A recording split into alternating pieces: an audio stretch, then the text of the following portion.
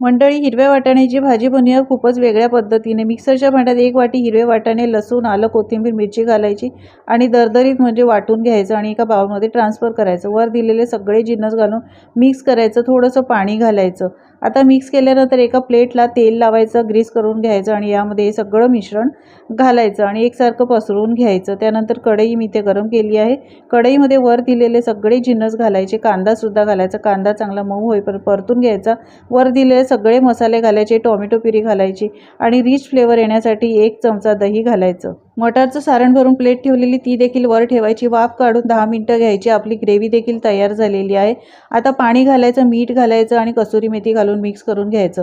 मटारच्या या वड्या काढून घ्यायच्या, तुम्हाला हव्या त्या आकारात तुम्ही काढू शकता।